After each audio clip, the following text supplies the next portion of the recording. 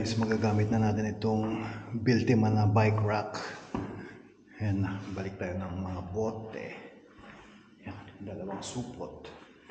Si White. Alright, let's go. Ito na gagamitin ko next time papunta sa Bjorneborg para hindi nalolobat. Let's go. Pero okay din naman yun. Si Fido, pero nalobat kasi siya. So eco mode lang, hindi mo maipalo yung gusto mong takbo kung ilang speed mo.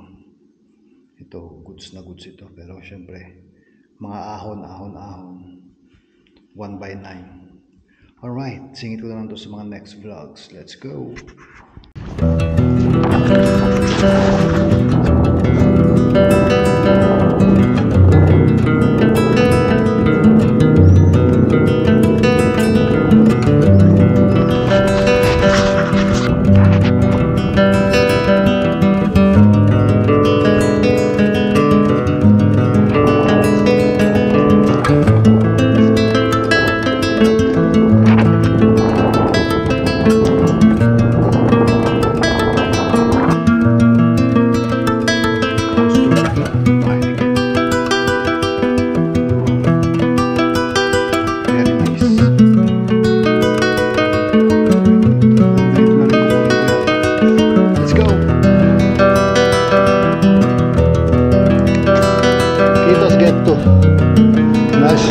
Nice place.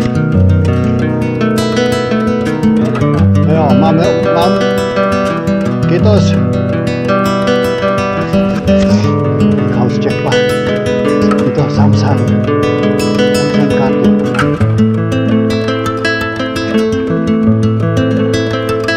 Panap na rin tayo, guys. Okay na rin, 1 bedroom lang.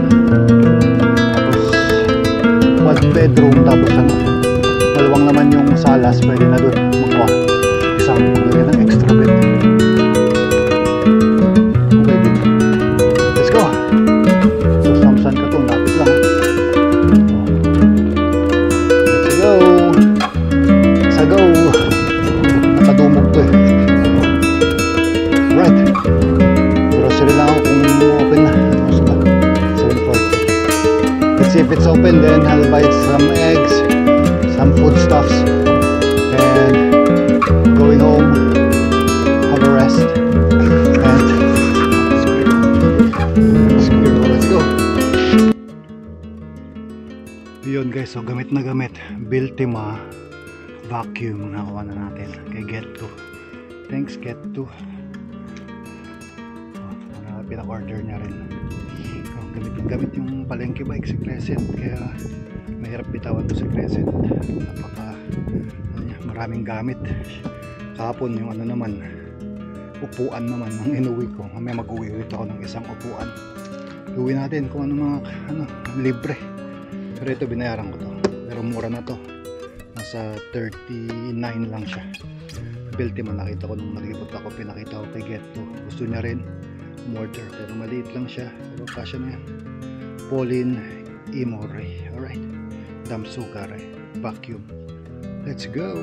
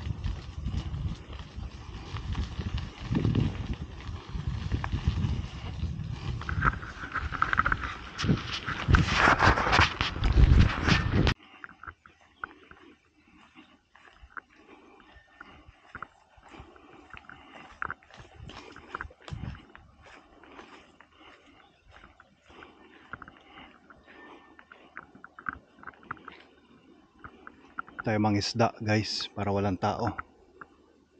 Tago. Let's go. May trail pa dun.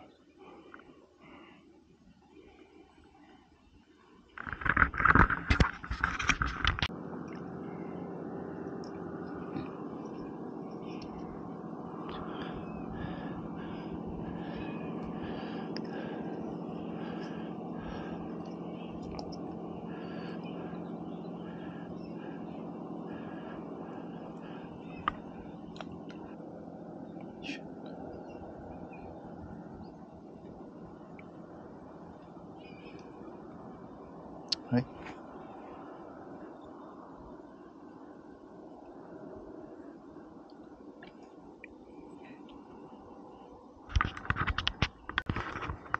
Ang ganda nung spot to. Kaso mabato. Hindi pwedeng mag-angling dyan. Tingin tayo dito. Adventure tayo dito. May mga mushroom pa. Tingnan natin dun. Hindi pwede mag-angling dun. Tumatama sa bato, dapat malalim na tubig. Kung wala, lipat tayo dun sa isang spot. Silipin lang natin tong spot. Pero pwede na rin dito. Camping, no? Dapat malalim. Ito mabato kasi dito, guys, oh, kung nakikita nyo. Although maganda dito kasi malilim. Ito, meron pang spot dito, isa. Ito mas maganda. Dating may hagdan dito. Kasi malumot, guys. Ito, isang spot. Ito, isang spot. Ito tayo. Ito mas malalim siguro. Ang tubig. Tingnan yung tulay, oh. Diba? Okay, dito na tayo. Hindi na makakapagpalipad. Hindi na nagbaon ng drone. Ang mabigat. Hindi na nagbaon ng kahit ano. Nakaka-relax. Dito na lang kulang. Camping chair or hammock. Tali mo dito.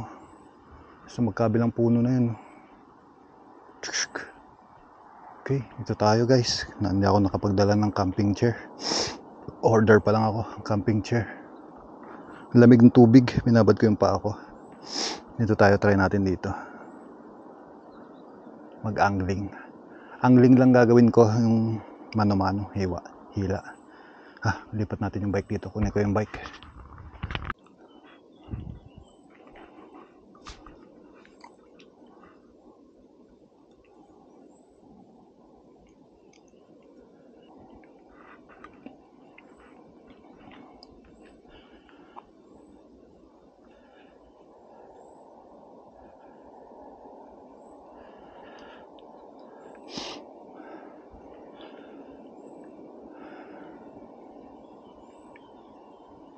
Nako. Guys.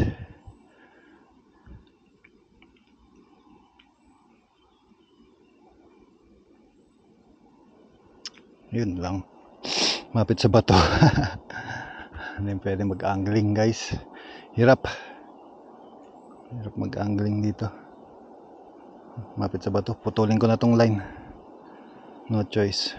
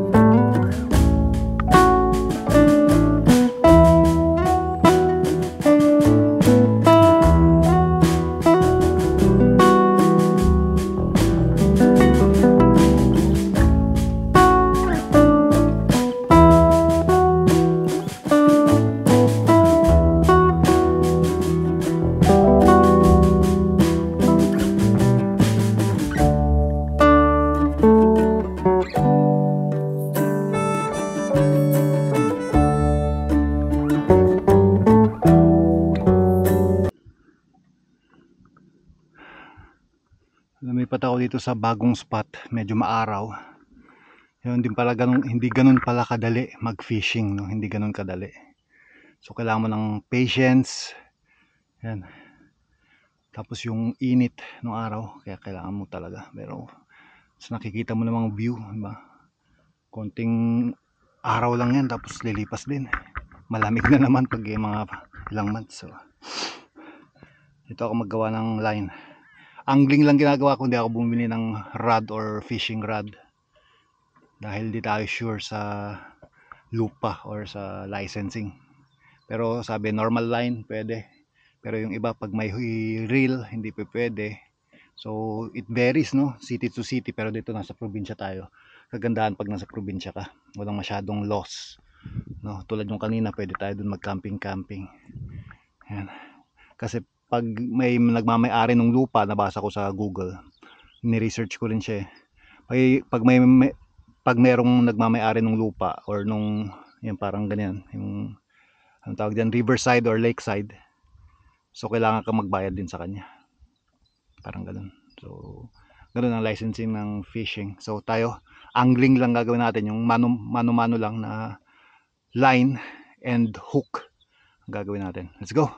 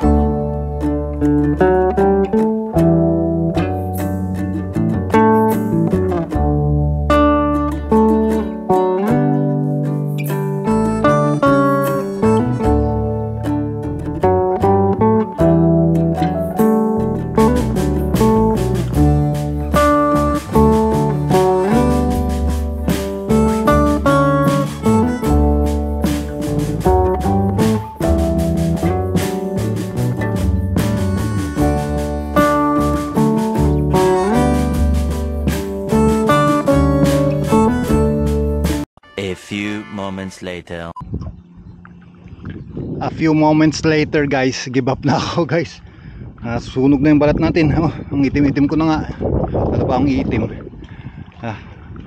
Wala yung pain ko, pero okay to, nabili ko. Shout out sa Crane pa to, Crane Fishing Braid Line. Nabili ko to sa ano eh. Saan ba yun? Dun sa Porta. Yung tiyanggi-tiyanggi ng Porta nung ano, last. Alright, uwi na ako, guys. Bili na yung mag-grocery na lang ako. Libot-libot na lang tayo dun sa may parang beach nila. Doon tayo. Saglit. Ikot lang, tapos grocery na lang ako ng isda. Bounce na ako, guys.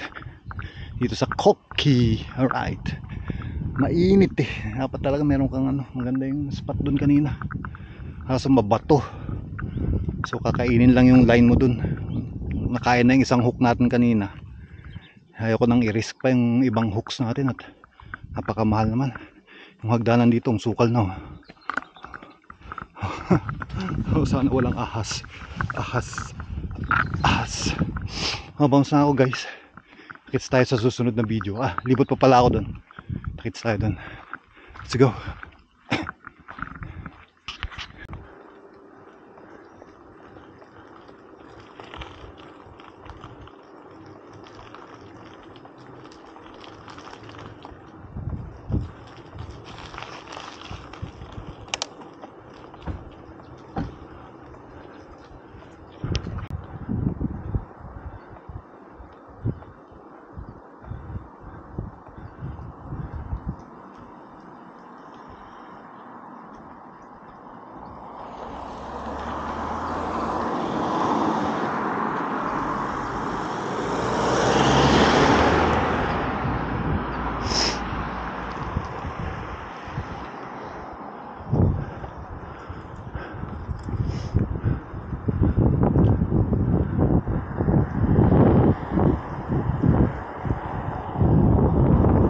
Tayo dito sa may beach.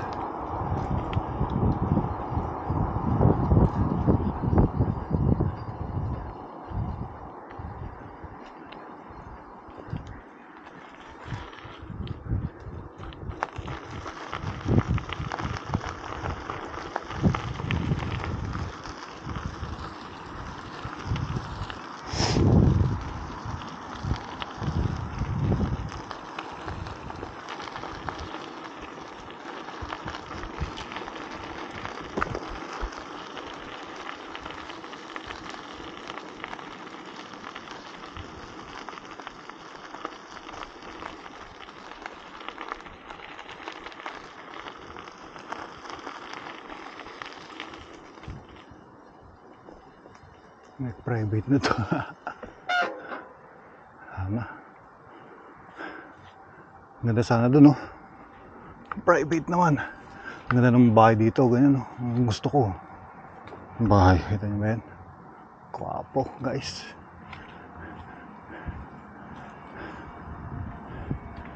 Tayo sa beach, wala naman tayo mapestuhan. Gusto ko dito sa gilid eh. Makapangisda pa sana. Kaya na. Let's go.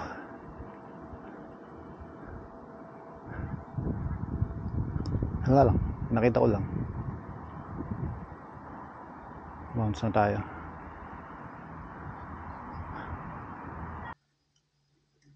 Yun, hindi na ako nakapag-vlog kanina dahil dami kong dala. Fully loaded si White. Ito, nakabila ko ng shorts dahil summer na. Cycling shorts. 2-in-1 siya, meron siyang pad.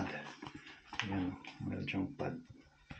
So, hindi kita masyado yung pad, pero meron siya yun, parang pad sa puwet pag long ride. Ayan, pag magla-long ride tayo. And then at the same time, shorts na rin siya. So, nabili ko to sa Lidl. Let's go! Crevit. 2-in-1. Crevit na 2-in-1 cycling shorts. Ayan. Ayan siya. Ayan. Pag yung cycling lang, ito pag yung kasama siya. Let's go! Habang wala pang auto. Ayan. Hindi na ako nakapag-vlog. Ito na yung mga katuloy, guys. Clip by clip. See you in the next vlog, guys. Next time naman, hindi tayo mangisda, mamulot naman tayo ng berries sa gugubat. Let's go!